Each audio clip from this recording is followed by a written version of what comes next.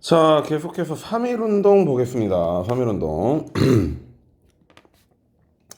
자, 3.1운동에 가게 되면 우선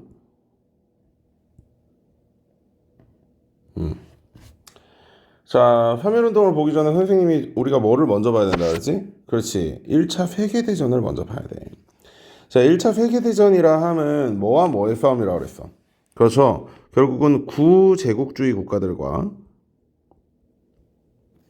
통일이 늦어지는 바람에 식민지를 많이 확보하지 못했던 신제국주의 국가들의 한판 맞짱이라 그랬죠. 그래서 누가 이겼어? 그렇지. 구제국주의 국가들이었던 영국과 프랑스가 승리했습니다. 그리고 거기에 미국까지. 자, 그러고 나서 영국과 프랑스는 이제 식민지가 자신들에게 도전했던 독일, 오스트리아, 그다음에 오스만 제국 이런 국가들을 완전히 개박살낼 준비를 하고 있었어요. 그런 과정 속에서 그 패전국들의 식민지를 몰수해야 되겠다라는 생각을 하게 되고, 그러한 패전국들의 식민지를 몰수하기 위해서 미국의 대통령이었던 우드로 윌슨이 기가 막힌 소리를 합니다. 그게 뭐야? 민족 자결주의죠. 민족 자결주의. 근데 일본은 그 1차 세계대전에서 승전국이었습니다. 왜 그런가를 우리가 한국사를 잠깐 복습해보면 1904년에서 1905년까지 일어났던 전쟁이 뭐죠? 러일 전쟁입니다. 당시 이제 한반도는 어떤 열강들의 굉장히 각축전과 같은 곳이었는데요. 러시아는 한반도를 통해서 부동항을 확보해서 태평양으로 나아가고 싶었고, 태평양에 함대를 전개하고 있는 영국과 미국은 이 러시아를 막기 위해서 일본을 이용해서 러시아와 싸움을 붙입니다. 그 과정에서 여러 가지 조약들이 있는데 여러분들이 아마 정은이쌤하고 한번 했을 텐데요. 먼저 영일동맹이라는 게 있고요. 이 영일동맹을 이용해서 조선반도에서 일본의 지배권이 확인하다는 걸 영국에게 인정받고, 그지? 그 다음에 가스라 테프트 밀약이라는 게 있습니다. 가스라 테프트 밀약을 통해서 미국의 그 국무장관이었던 테프트와 일본의 내무장관이었던 가스라가 이제 서로의 조선과 필리핀 지배에 대한 영향력을 인정한다라고 주장하면서 미국의 인정도 받았습니다. 자, 그리고 조선을 두고 싸웠던 러시아를 러일 전쟁에서 거꾸로 틀리면서 이 1905년 러일 전쟁이 승리한 이후에 더 이상 거리낄 게 없어졌던 일본이 우리나라의 외교권을 빼앗는 정책인 을사늑약을 시행하게 되는 거죠. 어쨌든 이 영일 동맹이 여기까지 이어지게 되고 아시아 지역에서 독일의 세력을 몰아낸 게 일본이기 때문에 일본은 1차 세계대전 이후에 파리 강화회의에서 승전국의 지위를 인정받았고, 따라서 아무리 민족 자결주의를 우리가 주장을 했더라도 우리가 식민지를 벗어날 방법은 없었다는 거죠. 어찌됐건 한일운동의 가장 큰 배경 중에 하나는 민족 자결주의입니다. 자, 이 민족 자결주의 발표를 들었던 우리나라 조선 사람들, 그리고 한반도에 있던 사람들은 역시 미국이다. 미국 응딩이가 이렇게 따뜻하다라고 얘기를 하면서 엄청난 뻥에 오르게 되고, 그런 과정에서 여운형이 만들었던 신한청년당은 김규식을 파리 강화회의에 파견해서 우리의 의견을 전달하고자 합니다. 물론 대실패했죠. 자, 그리고 도쿄에서 28 독립선언이 유학생들을 중심으로 이루면서 적국의 수도에서 우리를 지배하는 식민지 그 본국의 수도에서 독립선언이 일어났다는 것만으로도 우리나라는 이제 곧 눈앞에 독립을 두겠구나라는 생각을 하게 됩니다. 자, 그래서 이 전개 과정을 보면요.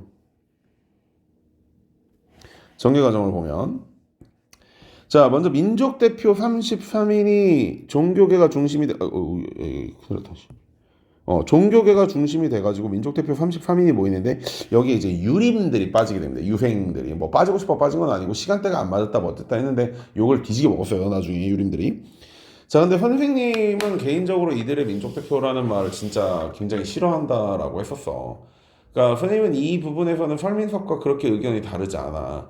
그러니까 태화가는 누가 뭐라고 하더라도 현재 룸살롱이라고 할 수 있는 기생들이 나오는 요리집이었고, 어떤 의도와 어떤 목적을 가졌다고 하더라도 그것을 표현하는 방식과 표현하는 장소 이런 것도 분명히 중요한 부분이 있는데, 생각했잖아. 선생님 수업 시간에 뭐라고 그랬지? 그 수많은 대학생 회장들이 모여서 시국선언을 하고 무언가 앞으로 대한민국의 미래에 대해 이야기를 했다 하더라도 그 미래에 대한 이야기를 하는 장소가 강남의 클럽의 옥타곤이라면 그게 어떤 의미를 가지겠냐라는 거야.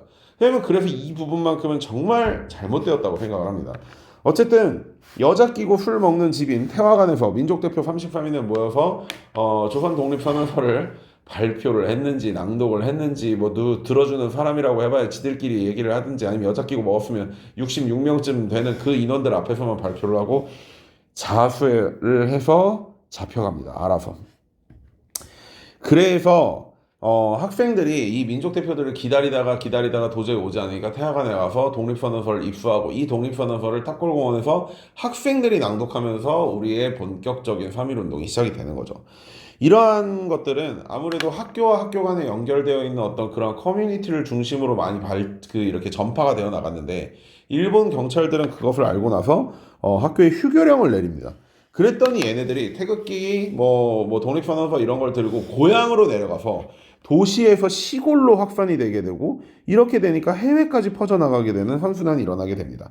물론 이제 시골에서는 온전하게 평화 정책이 아니라 이제 나름대로 시골의 어떤 지주라든지 뭐 그런 사람들에게 지금까지 당해왔던 울분을 푸는 형태의 약간 어떤 그 폭력적인 부분이 등반하기도 하고 이런 문제들도 좀 있긴 한데요.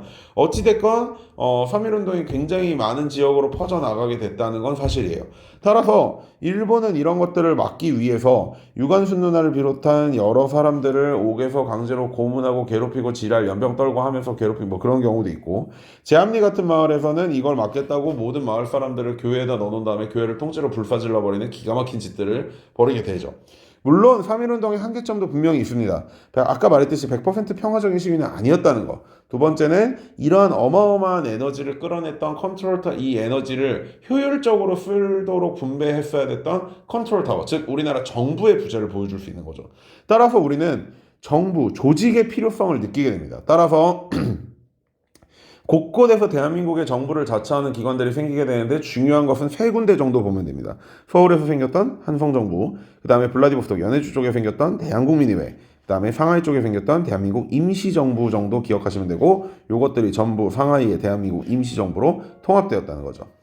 자, 통치 방식에도 변화를 가져오게 되는데요. 통치 방식에서 이제 더 이상 이 사람들을 끌어 누를 수는 없겠구나라는 생각에 무단 통치에서 지들 주장으로는 문화 통치, 우리나라 말로는 민족 분열 통치라는 것을 넘어가게 됩니다. 자, 그래서 민족 분열 통치가 어떤 방식으로 이루어졌는지를 생각해 보면요. 자, 첫 번째, 민족 분열 통치는 문화 통치라고도 그러니까 이거 그 일본 놈들 주장인데 여기 보이는 플래시 이쪽은 얘들이 이러이러 하겠다. 그런데 실제로 우리가 겪은 것은 오른쪽 이렇게 구분을 한번 해보겠습니다.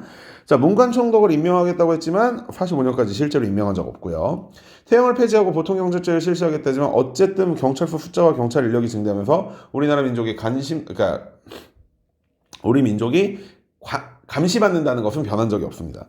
한국인이 발행하는 신문들을 허용해서 조선일보나 동아일보들을 허용해줬지만 기사가 마음에 안 들면 검열하든지 또는 그 기사를 삭제하든지 그것도 아니면 며칠간 신문을 못 내게 하든지 만들어진 신문이나 인쇄기를 압수한다든지 이런 식으로 언론을 탄압했고요.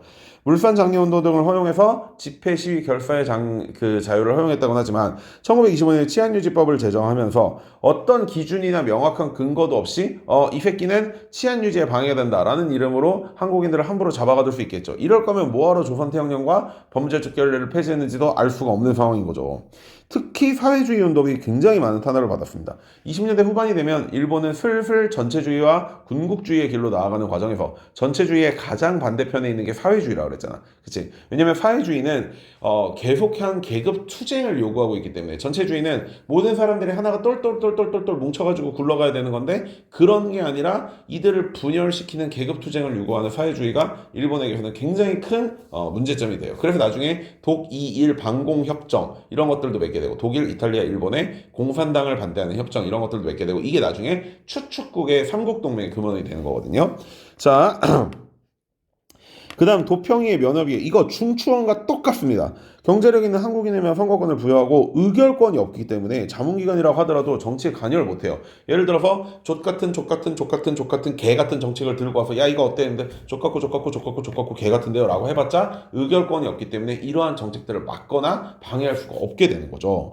자, 2차 조선 교육령을 통해서 보통학교를 증설하고 보통학교의 교육년을 6년으로 증대시켜줬습니다. 원래 5년이었는데 한국인은 1년 까서 4년이었던 거를 6년으로 늘려줬다는 거죠. 그리고 경성제국대학을 설립해줍니다.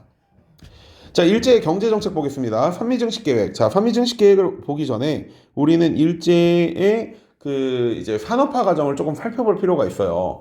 자, 일본은 메이지 유신 때부터 산업화를 시작을 해가지고 1919년 1차 대전이 끝났을 때 산업화를 완료했다라는 어느 정도의 선진 공업국으로서의 대접을 받게 되는데요. 그러면 그러한 과정 속에서 농민과 노동자들의 생활은 어땠을까를 고민해 봐야 됩니다. 우리가 1970년대 박정희 시대의 어떤 경제 발전 과정에서도 알 수 있듯이 아무래도 초창기의 경제를 성장시키는 과정에서는 노동자의 희생이 필연적으로 들어갈 수밖에 없는 부분이 있어요.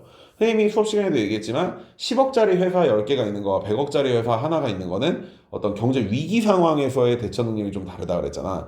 그래서 초창기에는 일단 경제 크기를 키우는 게 어느 정도 좀 중요하다고 했었어. 그런 과정 속에서 일본의 농민들과 노동자들도 굉장한 희생을 강요받았습니다. 노동자들에게 월급을 적게 주기 위해서는 곡물 가격을 항상 낮게 유지해야 돼요. 그래서 항상 일본은 우리나라에서 곡물을 빼가려고 하다가 반공령이나 이런 것들도 생겼었고, 자, 그래서 곡물 가격을 낮추는 과정에서 곡물 가격이 낮아지니까 농민의 삶은 당연히 개판. 그래서 농민들은 땅을 버리고, 땅을 팔고 버리진 않았겠지. 땅을 팔고 도시로 넘어가서 도시 노동자가 되고, 그 팔려진 땅에는 이제 뭐 공장 같은 게 세워지고 그랬을 거 아니에요. 그런데 이제 1919년이 되면 그 세워진 공장이나 어떤 그런 그 1919년에 이제 대공황, 1차 대전이 끝나고 나서 공급의 과잉, 수요의 부족이 일어나게 되니까 공장이 잘 안 굴러가게 된단 말이지. 자, 그러면서 이제 안 그래도 적어진 쌀 가격 이런 것들이 이제 올라가게 됩니다. 왜냐면 지금까지는 공장에서 판 돈을 가지고 외국에서 쌀을 싼 가격에 수입해가지고 나름대로 일본의 가격을 저가로 노출고 있었는데 공장이 잘 안 굴러가니까 쌀을 수입해오는 것도 힘들어졌단 말이야.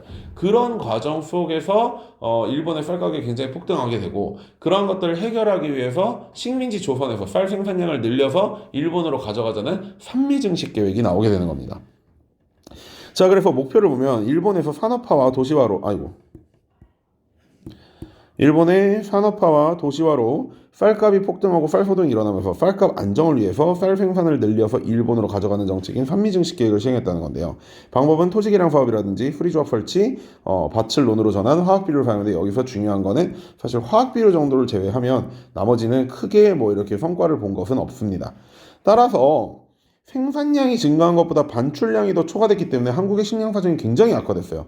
그래서 만주에서 잡곡을 수입했다고 하는 그 잡곡이라는 게 깨를 짜고 나면 깻묵이라든지 기름을 짜고 나면 탈지대도라든지 이런 거 그냥 돼지 사료로나 줄 거를 농민들에게 푸는 과정에서 농민들의 처지가 악화되고 그래서 농민들이 드러누워버리는 소작쟁이가 발생하게 됩니다.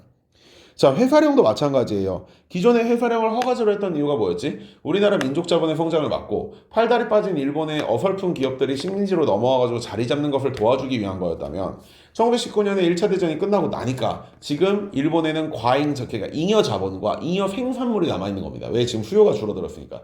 그러한 잉여 자본을 식민지로 끌어들여서 투자를 하게 하고 그 다음에 잉여 생산물도 식민지에다 갖다 팔게 하기 위해서 허가제에서 신고제로 전환, 즉 누구든지 원하면 서류만 갖춰내면 일본 기업이 식민지로 들어올 수 있도록 지원을 해주고 그 다음에 한국에 들어오는 일본 상품에 대한 관세도 철폐하면서 일본 기업과 상품의 한국 진출이 엄청나게 증가하고 그 속에서 우리나라의 물건을 더 아껴서 민족 자본의 성장을 돕자라는 의미의 물산 장려 운동이 또 시작되게 됩니다. 다만 이러한 물산 장려 운동은 아직 우리나라 물건의 생산 어떤 그런 시스템이나 이런 게 잘 갖춰지지 않는 상태, 즉 적은 물량만 있는 상태에서 물건에 대한 수요가 국산품에 대한 수요가 올라가다 보니까 국산품의 가격이 굉장히 상승하는 그 결과를 불러오게 됐고 이에 따라서 사회주의자들이 자본가들의 배만 불리는 정책이 아니었냐라고 비판하는 과정도 일어나게 됩니다.